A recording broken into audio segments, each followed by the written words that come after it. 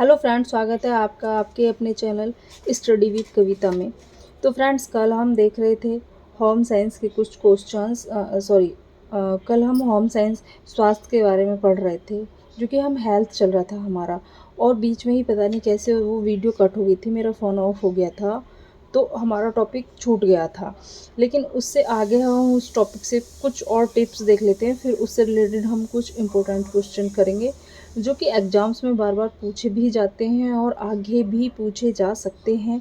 बहुत ही important question है वो, हमारे WHO से रिलेटेड क्वेश्चन है। तो फ्रेंड्स, जो हम पढ़ रहे थे वो हम पढ़ रहे थे जो हमने पढ़ा था स्वास्थ्य के मतलब जो हमने 4 वो पढ़े थे प्रकार। उसके आगे हमने देखा था कि इन्होंने इसके बारे में क्या कहा था। स्वास्थ्य व्यक्ति को प्रसन्न रखता है, बिल्कुल ठीक बात है। उसके बाद उसके सोचने की शक्ति सही रहती है। भाई, जो स्वस्थ व्यक्ति होगा उसकी सोचने की शक्ति भी सही ही होगी, क्योंकि उसका जो मेंटली हेल्थी है, जिसका माइंड से जो फिट है, तो वो अच्छा ही सोचेगा, सोचने की शक्ति उसकी तीव्र होगी।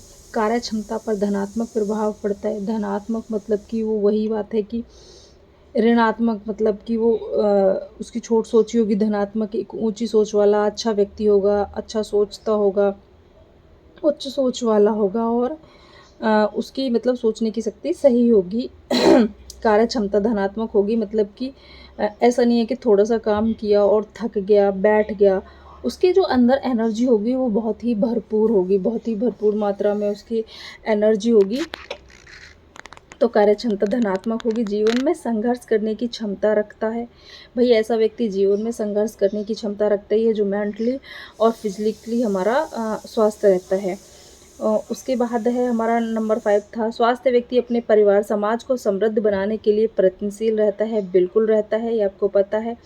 उसके बाद फ्रेंड्स, इसमें कुछ ज़्यादा है नहीं है। सकारात्मक स्वास्थ्य, पॉजिटिव हेल्थ, ये आपने पढ़ ही लिया है कि भाई पॉजिटिव हेल्थ का क्या क्या इफ़ेक्ट हमारी बॉडी पर पड़ता है।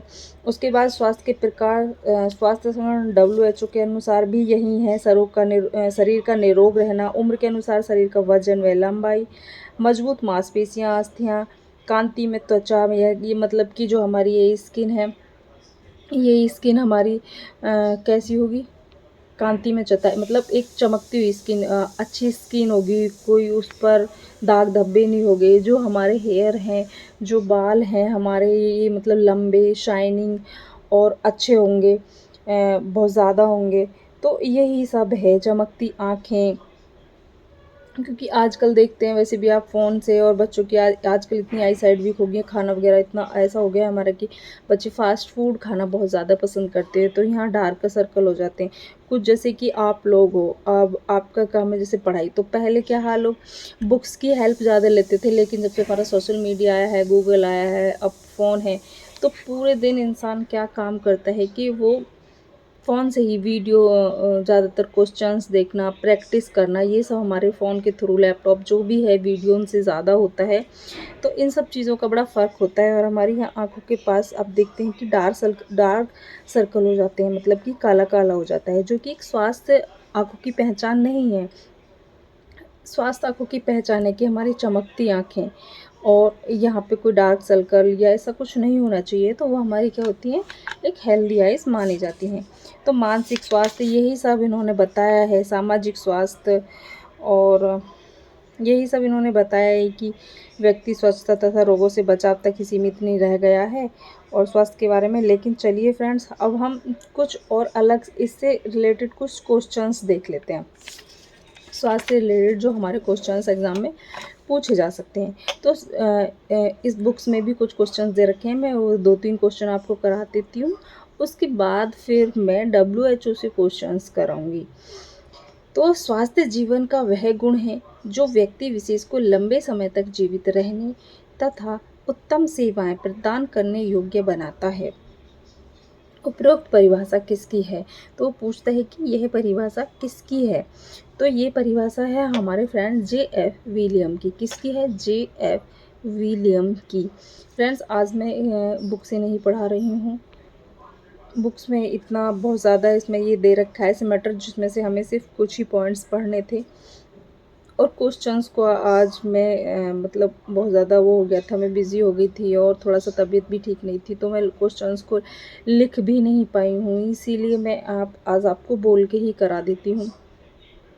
तो इसमें हमारे फिर सेकंड क्वेश्चन है हमारा, किसी भी समाज या राष्ट्र की सबसे बड़ी पूंजी क्या होती है? मतलब एक उस फिलिंग द ब्लैंक्स के टाइप में है कि किसी भी समाज या राष्ट्र की सबसे बड़ी पूंजी इसके स्वास्थ्य डैश होते हैं, तो क्या होती है? नागरिक। भाई किसी भी स्वस्थ नागरिक ही तो उसके राष्ट्र या समाज की एक पूंजी है, ये तो हमने खैर पीछे पढ़ा भी था।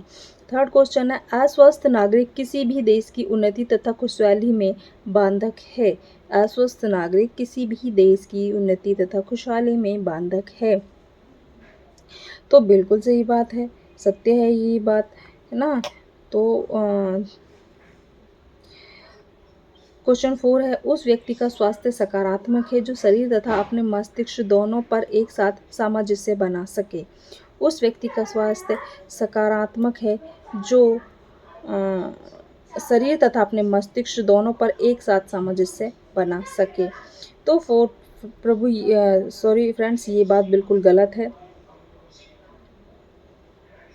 नहीं, उस व्यक्ति का स्वास्थ्य सकारात्मक है जो शरीर तथा अपने मस्तिष्क दोनों पर एक साथ सामंजस्य, बिल्कुल सही बात है। जिसका स्वास्थ्य और मेंटली, जो अपने दिमाग से और शरीर से दोनों चीज़ों से स्वस्थ व्यक्ति है, वो बिल्कुल सकारात्मक होगा। वह व्यक्ति बिल्कुल सकारात्मक सोच होगी उसकी।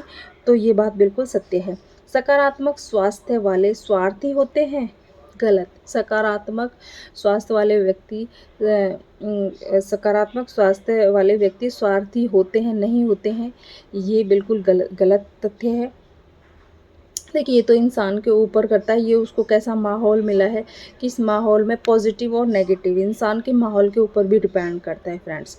जो इंसान जैसे माहौल में रहता है उसको वो उसी तरह की उसकी सोच होती है, उसी तरह का वो स्वार्थी है नहीं है, वो उस पर बहुत ज़्यादा डिपेंड करता है। मेरा मानना तो यही है और है भी।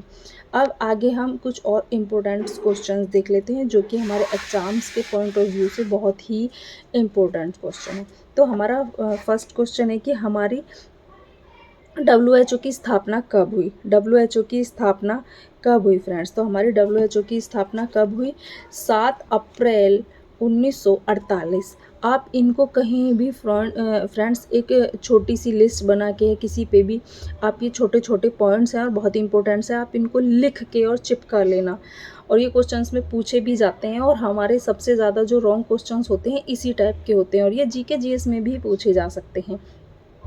तो इस टाइप के क्वेश्चंस को आप एक छोटा सा, देखो मैं आपको दिखा भी देती हूँ, इस टाइप के स्टिकी नोट्स आते हैं, आप उन स्टिकी नोट्सों को पर लिख के और कहीं भी अपने आसपास दीवार पे चिपका सकते हैं, जिससे कि आप इनको 2-4 बार देखेंगे तो आपको ये लर्न हो जाएंगे, याद हो जाएंगे। तो हमारे WHO की स्थापना कब हुई थी? 7 अप्रैल 1948 को हुई थी। कब हुई? 7 अप्रैल 1948 को हमारे WHO की स्थापना हुई। और WHO के वर्तमान अध्यक्ष कौन है? कौन है हमारे WHO के वर्तमान अध्यक्ष कौन है? तो doctor Tedros Adhanom Ghebreyesus, doctor Tedros Adhanom Ghebreyesus, जिनको 2017 में पहली बार चुना गया था। कब चुना? जिनको 2017 में पहली बार चुना गया था और दूसरी बार इनको 2022 में भी इन्हीं को बनाया गया 5 साल के लिए। इनका कार्यकाल कितना है फ्रेंड्स? 5 साल। तो इनको पहले 2017 में चुना गया था और अब दूसरी बार इनको 2022 में चुना गया है और इनका कार्यकाल कितना है? 5 साल का है। फिलहाल ये वर्तमान में हमारे WHO के अध्यक्ष हैं। और फिर हमारा नेक्स्ट क्वेश्चन है कि WHO का मुख्यालय कहाँ है? WHO का मुख्यालय कहाँ है? तो इसका हमारा मुख्यालय है Geneva and Switzerland. Geneva Switzerland में। कहाँ पे है? जिनेवा में है, जो कि कहाँ पे है? स्विट्ज़रलैंड में। नेक्स्ट क्वेश्चन है फ्रेंड्स हमारा, भारत में भारत WHO का सदस्य कब बना? भारत WHO का सदस्य कब बना? तो फ्रेंड्स हमारा भारत WHO का सदस्य कब बना था? 12 जनवरी 1948 को। कब? 12 जनवरी 1948 को। और WHO की स्थापना कब बताई थी मैंने? 7 अप्रैल 1948 को। 7 अप्रैल को उसी सन में उसकी स्थापना हुई थी और जो भारत उसका सदस्य बना था वो 12 जनवरी को बना था, याद रखना। और वर्तमान में WHO के कितने सदस्य हैं, क्वेश्चन भी पूछा जाता है कि अब हमारे इस टाइम फ्यूचर में वर्तमान में WHO के कितने सदस्य हैं। तो वर्तमान में हमारे WHO के 192 यानी कि 192 सदस्य हैं, 192 सदस्य हैं, इसके मेंबर हैं वर्तमान में। तो फ्रेंड्स आज हमने कुछ क्वेश्चंस जाने जो कि बहुत ही इम्पोर्टेंट्स थे, और आज के लिए हम इतने ही रखते हैं। और इससे रिलेटेड या यूनेस्को है हमारा, इस टाइप की और भी बहुत सारी संस्थाएं हैं, तो उनके इस टाइप्स के ही मैं छोटे छोटे क्वेश्चंस टिप्स लेके आऊँगी जो कि हमारे एग्जाम्स में बहुत ज़्यादा गलत होते हैं ये वाले क्वेश्चंस। और मैं मतलब 8-8 10-10 क्वेश्चंस ही इनके लेके आऊँगी कि किसका मुख्यालय कहाँ है, किसके अध्यक्ष कौन है, किसकी स्थापना कब हुई, और कौन किससे रिलेटेड कार्य करता है। जैसे WHO हमारा स्वास्थ्य रिलेटेड कार्य करता है, हमारे जितनी भी ये सब होती हैं, तो कौन किससे रिलेटेड किसका क्या काम है, ये सारे मैं छोटे छोटे टिप्स लेके आऊँगी और आप ये सब जानते रहिए। तो और WHO की फुल फॉर्म का है, विश्व स्वास्थ्य संगठन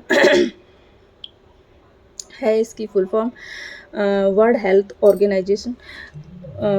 तो फ्रेंड्स अब आज हम अपनी वीडियो को यहीं ख़त्म करते हैं, और आपको ये मेरे क्वेश्चंस पसंद आते हैं तो प्लीज़ मेरी वीडियो को सब्सक्राइब ज़रूर करना, लाइक करना एंड शेयर करना, और बेल आइकन ज़रूर दबाना ताकि इस टाइप के कुछ अच्छे अच्छे टिप्स पाने के लिए आप उसे नोटिफिकेशन पा सको।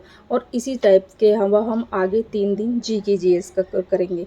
GK GS के भी मैं कराऊंगी क्वेश्चंस, थोड़े थोड़े क्वेश्चंस डेली कराऊंगी, और उसके बाद मैं सोच रही हूँ कि मैं यूथ के क्वेश्चंस कराने स्टार्ट कर दूँ। तो सर फ्रेंड्स अगर आपको यूथ के क्वेश्चंस चाहिए तो आप मेरे को कमेंट बॉक्स में बताना कि मैं आपको यूथ को फिर से कराऊँ या नहीं कराऊँ। तो प्लीज़ आज हम अपनी वीडियो को यहाँ पे ख़त्म करते हैं। Okay, thank you, bye bye.